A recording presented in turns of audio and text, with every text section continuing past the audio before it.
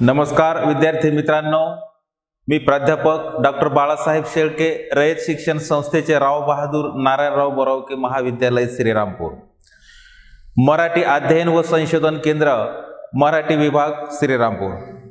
विद्यार्थी मित्रांनो, आपल्या सर्वांचं या ठिकाणी मी स्वागत करतो आणि आपल्या सर्वांना शुभ प्रभात। SYBA स्पेशल मराठी यासाठी आपल्याला जो अभ्यासक्रम आहे तो अभ्यासक्रम म्हणजे आधुनिक मराठी साहित्य प्रकाश वाटा, याचे लेखक आहे डॉक्टर प्रकाश आमटे। मित्रांनो, हे आत्मचरित्र आहे आणि हे आत्मचरित्र का लिहिलं, कशासाठी लिहिलं, एकंदर प्रकाश यांची नेमकं भूमिका काय होती या संदर्भात सगळा उहापोह आपण या ठिकाणी केलेला आहे। मित्रांनो, बाबा आमटे यांनी 1973 मध्ये हेमलकसा या ठिकाणी लोकबिरादरी प्रकल्पाची जी स्थापना केलेली आहे, ही स्थापना करण्याचा जो मूळ उद्देशच जो होता तो म्हणजे आदिवासी या भागामध्ये जो जगत होता हा अतिशय पशुपेक्षाही बेहतर जीवन जगत होता। या आदिवासीला माणूस म्हणून जगण्यासाठी, त्याच्यासाठी जे जे काय करता येईल ते करण्यासाठी बाबांनी ही सगळी जबाबदारी प्रकाशवर टाकलेली आहे। पहा, अतिशय दुर्गम भागामध्ये हा प्रकल्प सुरू केला होता। पहा, सुरुवातीला ज्यावेळेस हा प्रकल्प सुरू केला त्यावेळेस असं वाटत होतं की हा प्रकल्प यशस्वी होणार नाही, कारण एकंदर तिथली परिस्थिती पाहता कुठलीच परिस्थिती त्या ठिकाणी अनुकूल नव्हती, वातावरण अनुकूल नव्हतं। पहा, का नव्हतं तर त्या ठिकाणी असणाऱ्या कुठल्याच प्रकारच्या सुखसुविधा त्या ठिकाणी उपलब्ध नव्हत्या। मग अशा ठिकाणी काम करणं म्हणजे मित्रांनो खऱ्या अर्थाने तारेवरची कसरत होती आणि हे काम करण्यासाठी प्रकाशला खूप मेहनत त्या ठिकाणी करावी लागली। पहा, आणि हा प्रकल्प शेवटी प्रकाशने यशस्वी करून दाखवला, आदिवासींचा विश्वास संपादन केला, आदिवासीला त्याच्या पायावर उभं केलं। मित्रांनो, प्रकाश या ठिकाणी यशस्वी झाला, सक्सेस झाला, हे सगळं कार्य केलं, पण प्रकाश म्हणतो हे केवळ माझं योगदान नाही, हे केवळ मी केलेलं कार्य नाही, तर यामध्ये सगळ्यांचा हातभार लागलेला आहे, सगळ्यांनी योगदान दिलेलं आहे। म्हणून हेमलकशाचा जो प्रकल्प आहे हा प्रकल्प यशस्वी झालेला आहे। मग यामध्ये कोण आहे तर यामध्ये माझी पत्नी सौ डॉक्टर मंदा आहे आणि मला सहकार्य करणारे जे सर्व सहकारी जे माझे आहे यांचं सगळ्यात मोठं योगदान आहे। मित्रांनो, म्हणून आजच्या तासाला आपल्याला जो मुद्दा पाहायचा आहे तो म्हणजे प्रकाश व त्याचे सहकारी यांनी लोकबिरादरी प्रकल्पाला जे दिलेलं जे योगदान आहे त्या योगदाना संदर्भात आपल्याला चर्चा करायची आहे। मग हे सहकारी कोण होते, काय होते, या प्रवाहामध्ये हे सहकारी कसे आले, हा भाग या ठिकाणी मित्रांनो पाहणं गरजेचं आहे। तर हेमलकशाचा हा जो प्रकल्प रुजला, वाढला, विस्तारत गेला, यामध्ये प्रकाशच्या सहकार्याने दिलेलं योगदान मित्रांनो हे शब्दामध्ये या योगदानाचं वर्णन आपण करू शकत नाही, एवढं मोठं योगदान त्यांनी दिलेलं आहे। कोण होतं हे सहकारी कोण होते तर त्यांची नावं आहे मित्रांनो, श्री विलास मनोहर, श्री दादा पांचाळ, गोपाळ फडणवीस, मनोहर यंपलवार, बबन पांचाळ, रेणुका, प्रभा, जगन, ही 10 ते 12 सहकारी जी होती मित्रांनो, मोजून 10-12 ही सहकारी होती। जसं मित्रांनो आपण असं म्हणतो छत्रपती शिवाजी महाराजांनी हिंदवी स्वराज्याची स्थापना केली। तुम्हाला माहिती आहे ही हिंदवी स्वराज्याची स्थापना करत असताना छत्रपती शिवाजी महाराजांना काय वेदना झाल्या होत्या। पहा, मुठभर मावळे हातामध्ये होते आणि ही मुस्लिमांची जी राजवट होती मित्रांनो, या मुस्लिम राजवटीचा पराभव केला छत्रपती शिवाजी महाराजांनी। जो त्याच्याकडे गनिमी कावा होता, जी हुशारी होती, त्या बळावर त्याने हा विजय मिळवला मित्रांनो। त्याच पद्धतीने हेमल कशाचा जो प्रकल्प आज विस्तारला, एवढा मोठा झाला, समाजाच्या तळागाळापर्यंत हे कार्य गेलेलं आहे. हे कार्य यशस्वी होण्यासाठी प्रकाश बरोबर कोण होतं? मंदा आणि हे सहकारी होते पहा, मुठभर. पण जिद्दीने आणि ईर्ष्येने आणि ध्येयाने पेटणारी ही माणसं, म्हणून त्यांनी अंगा खांद्यावर घेतलेली ही जबाबदारी तितक्याच ताकदीने पेललेली आहे पहा. कुठल्याच गोष्टीचा विचार केला नाही, एका विशिष्ट ध्येयाने पछाडलेली ही सगळे सहकारी होते पहा. मित्रांनो, एक गोष्ट विचार करा तुम्ही, गडचिरोली सारखा हा भाग, या भागामध्ये दुर्गम भाग, डोंगराळ भाग, झाडी, पशु पक्षी, माणसं त्या ठिकाणी नाही, अतिशय विस्तीर्ण जंगल. आणि अशा ह्या जंगलामध्ये हे काम करणं तेवढं सोपं नाही.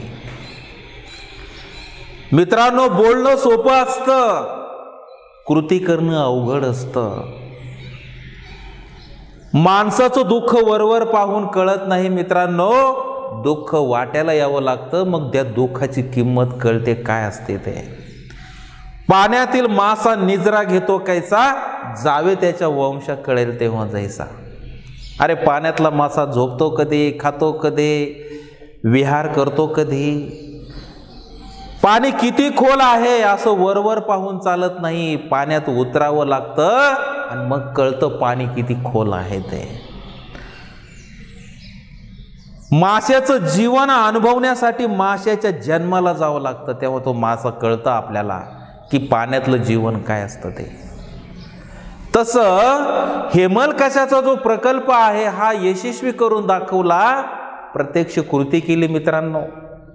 सुरुवात आणि शेवट पहा, सुरुवात कशी झाली, त्याचा मध्य कसा झाला आणि एंड कसा झालेला आहे मित्रांनो.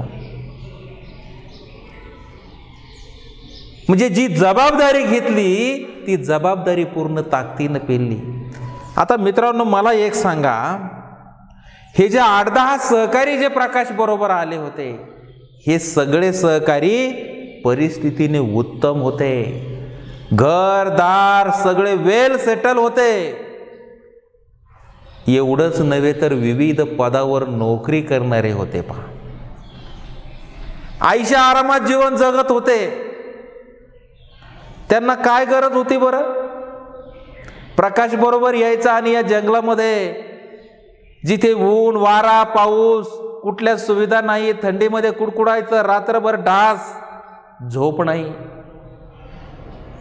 चांगलं जीवन सोडून अतिशय खडतर प्रवास का यांनी स्वीकारला बरं? मित्रांनो, तुम्ही आम्ही काय विचार केला असता? तुम्ही आम्ही विचार केला असता, माझी चांगली नोकरी आहे, माझं घरदार, माझी पत्नी, माझा संसार,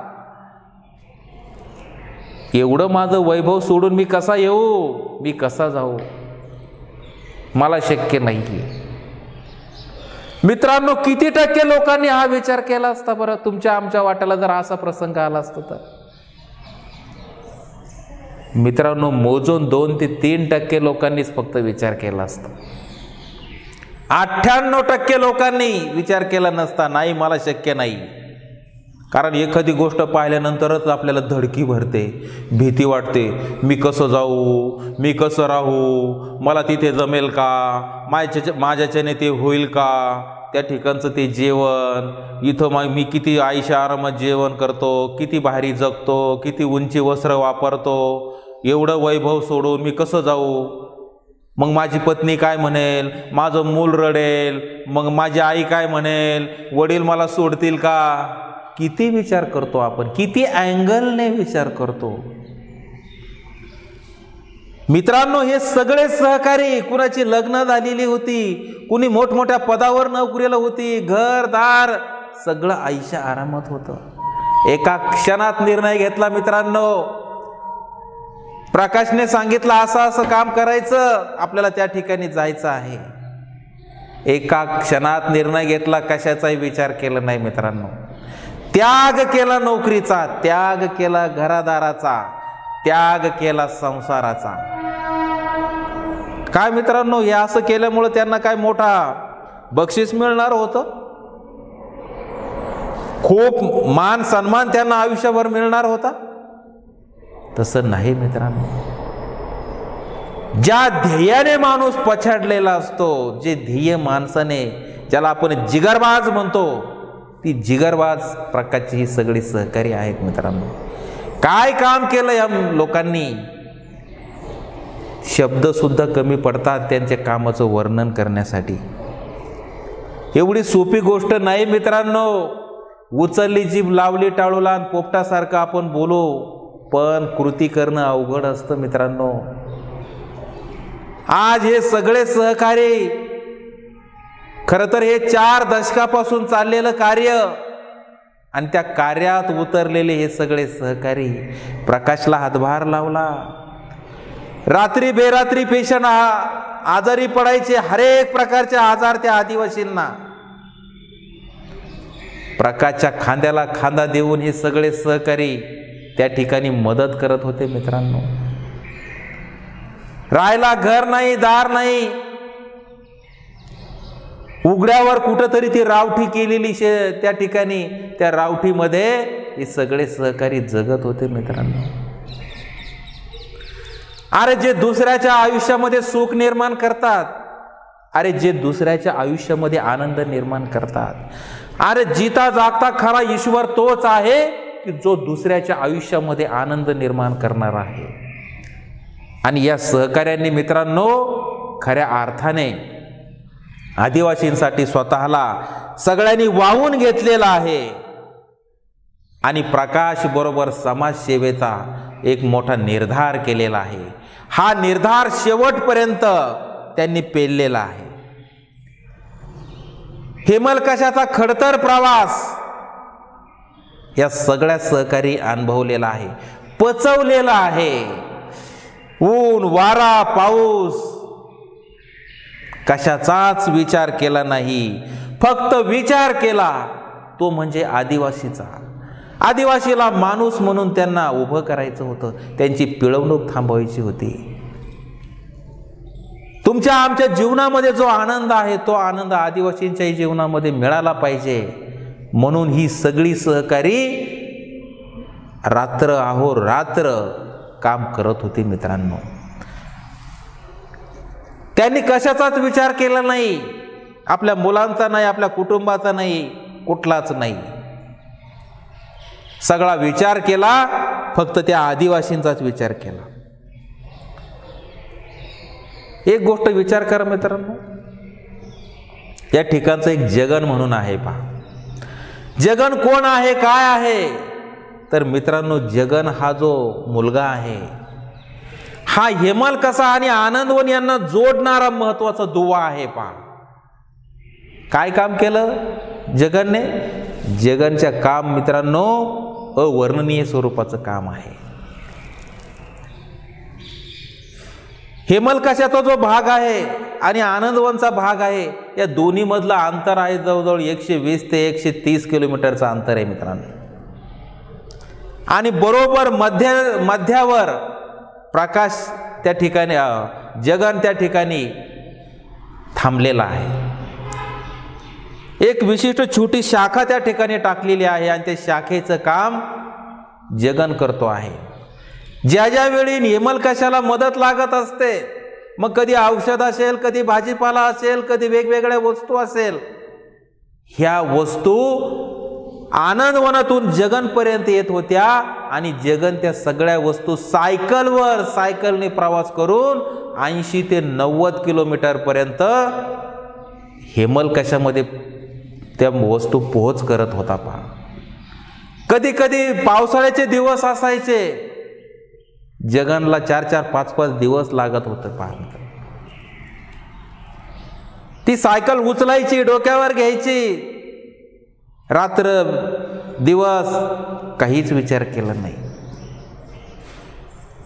म्हणून प्रकाश आणि विकास म्हणतो जगन म्हणजे आमचा हा मध्यवर्ती असणारा एक ठिकाण, की ज्या ठिकाणी आल्यानंतर आम्ही थांबतो आणि मग तिथून पुढे आम्ही हेमलकशाला जातो.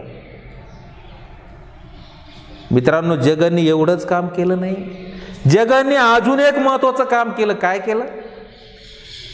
की जे आदिवासींचे जे सर्टिफिकेट होते, आदिवासींना शासनाच्या वेगवेगळ्या योजना मिळत होत्या, अनुदान मिळत होतं, पण काही पुढारी कार्यकर्ते त्या आदिवासींचे सर्टिफिकेट स्वतःकडे घेऊन त्या सगळ्या योजना आपल्या स्वतःसाठी घेत होते पहा. आणि आदिवासींना फक्त काहीतरी अन्नधान्याच्या रूपामध्ये त्यांना फक्त ते मदत करायचे आणि शासनाच्या सगळ्या योजना ते स्वतःसाठी राबवायचे. जगांच्या लक्षात आलं आणि जगांनी अक्षरशः जो या ठिकाणी भ्रष्टाचार चाललेला होता, जी या ठिकाणी आदिवासींची लूट चाललेली होती, ती लूट थांबवण्यासाठी जगांनी अतिशय महत्वाचं काम केलेलं आहे.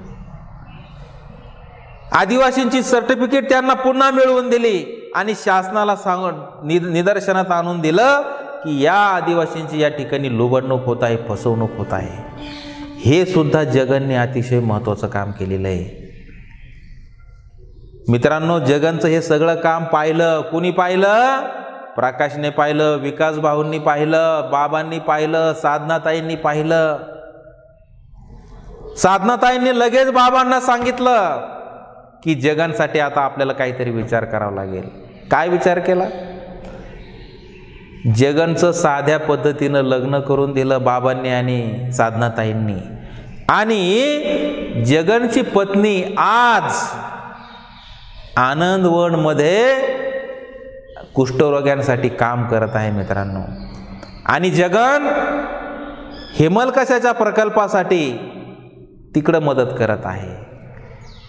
किती वेगवेगळ्या ध्येयाने पछाडलेली माणसं आहे मित्रांनो. ही माणसं संसारात कधी रमलीच नाही. ही माणसं फक्त जी रमली, आदिवासींच्या सुखदुःखामध्ये धावून गेली. त्यांच्या आयुष्यामध्ये सुख निर्माण करण्यासाठी, आनंद देण्यासाठी, माणूस म्हणून त्यांना अधिकार मिळवून देण्यासाठी अहोरात्र ही सगळी सहकारी झटत राहिलेली आहे. मित्रांनो, प्रकाशचे हे सहकारी आहे, यांचं कितीही कामाचं वर्णन केलं तर ते कमीच आहे मित्रांनो. विचार करा, हे जे सहकारी आहे काय काय काम करत होते. दिवसभर त्या हॉस्पिटलमध्ये आदिवासींसाठी काम करायचं, पडेल ती कामं करायची. आणि प्रकाशने जे प्राण्यांचं गोकुळ उभं केलं होतं, वेगवेगळे प्रकारचे जे प्राणी होते, हिंस्र प्राणी होते, विविध प्रकारचे साप होते, विषारी बिनविषारी, हरेक प्रकारचे प्राणी त्या संग्रहालयामध्ये होते. पण त्या हिंस्र पशूंना वाघ, चित्ता, मगर यांना मांस लागतं मित्रांनो, आणि मांस तर त्या ठिकाणी नव्हतं. मग काय करायचं? हे प्राणी तर जगले पाहिजे, म्हणून हे सगळे सहकारी जंगलामध्ये भटकंती करायचे आणि जिथे मृत जनावर आहे त्या जनावराचं मांस काढून आणायचं, घरी आणायचं प्रकल्पावर, ते पाण्यामध्ये धुवायचं आणि ते फ्रीजमध्ये पुन्हा झाकून ठेवायचं. प्राण्यांना मग टप्प्याटप्प्याने त्यांना ते खायला द्यायचं. कोण करेन मित्रांनो हे? झोप नाही या सहकाऱ्यांना. आदिवासी जसे जगले पाहिजे तसे प्राणी सुद्धा जगले पाहिजे. आदिवासींना प्रेम, ममता, जिव्हाळा, आपुलकी हे सगळं दिलं. तेवढंच प्रेम या सहकाऱ्यांनी या मुक्या प्राण्यांवर केलेलं आहे मित्रांनो.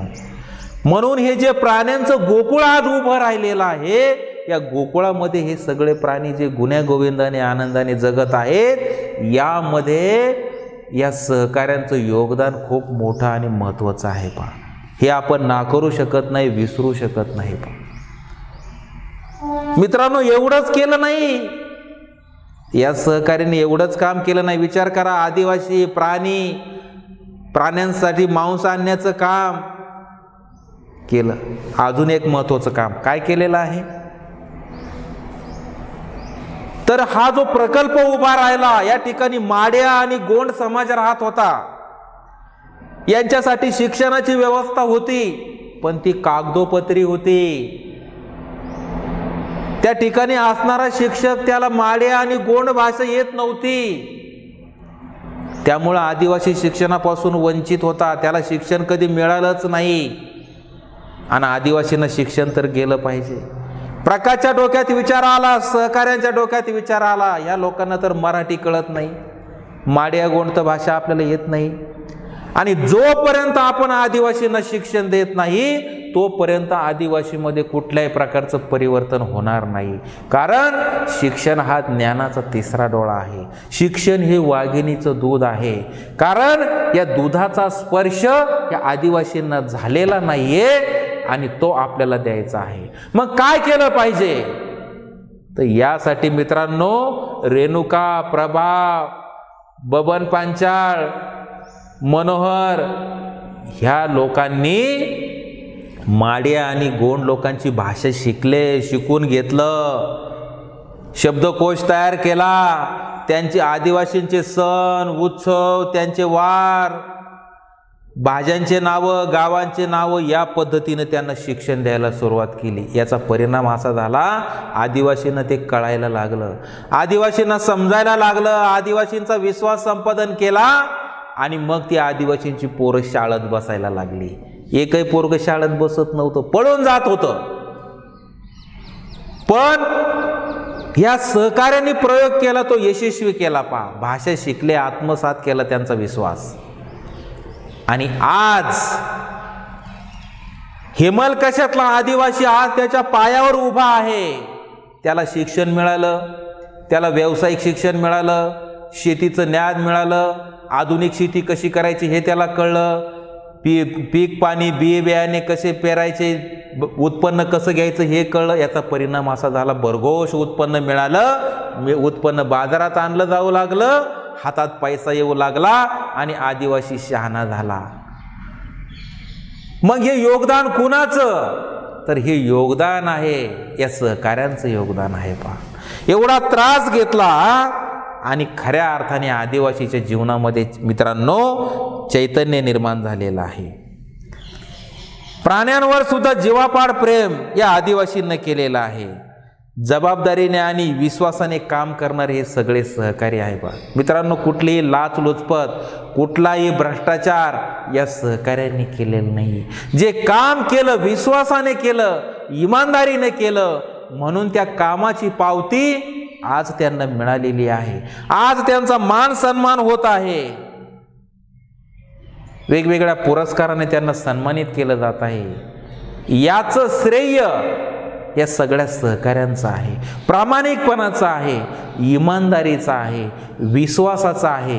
हे आपण नाकारू शकत नाही. आणि सगळ्यात महत्त्वाचं या सहकार्यांचं एकच ध्येय काय होतं? मानव सेवा हीच ईश्वर सेवा. Service to man is service to God. मानव सेवा हीच ईश्वर सेवा. आणि याच तत्वाशी हे सगळे सहकारी बांधील राहिले. इमानदारीने त्या तत्वाशी ते समरस झाले आणि त्यांनी हा प्रकल्प यशस्वी केला. म्हणून मित्रांनो, आजच्या तासाला आपण जो भाग पाहिला की हेमलकशामध्ये जो प्रकल्प उभा राहिला आणि त्यासाठी ज्यांनी योगदान दिलं ते योगदान म्हणजे या सहकार्यांचं आहे. आणि हे खऱ्या अर्थाने त्यांचं योगदान अवर्णनीय स्वरूपाचं आहे. तर मित्रांनो, ठीक आहे, आपण या ठिकाणी थांबूया. सर्वांना धन्यवाद देतो.